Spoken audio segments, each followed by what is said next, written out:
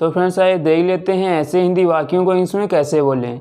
जैसे तुम होते कौन हो मुझे समझाने वाले, तुम होते कौन हो उसे मारने वाले, तुम होते कौन हो मुझे सिखाने वाले। तो जिन हिंदी वाक्यों में हमें बोलना होता है तुम होते कौन हो, तो ऐसे हिंदी वाक्यों को इंग्लिश में बोलने के लिए who the hell are you का यूज किया जाता है। Who the hell are you का हिंदी में मतलब होता है तुम होते कौन हो।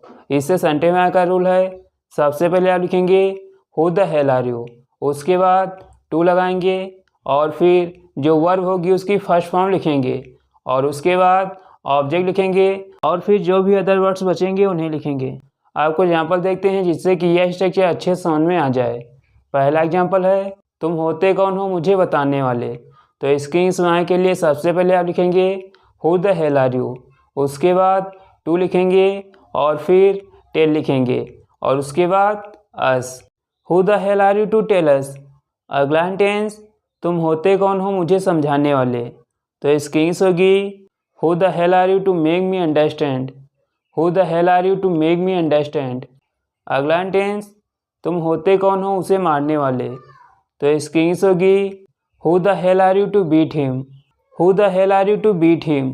अगला टेंस तुम होते कौन हो मुझे सलाह देने वाले। तो इसकी इंग्लिश होगी who the hell are you to advise me. Who the hell are you to advise me. अगला टेंस कभी कभी हम तुम होते कौन हो इसके स्थान पर तू होता कौन है बोल देते हैं। जैसे तू होता कौन है मुझे रोकने वाला। तो हम इसकी इंग्लिश भी सेम तरीके से बनाएंगे। तो इसकी इंग्लिश होगी who the hell are you to stop me. Who the hell are you to stop me. अगला टेंस तू होता कौन है मुझे ऑर्डर देने वाला। तो इसकी इंग्लिश होगी who the hell are you to order me. Who the hell are you to order me. अगला टेंस तू होता कौन है मुझे डांटने वाला। तो इसकी इंग्लिश होगी who the hell are you to scold me. Who the hell are you to scold me.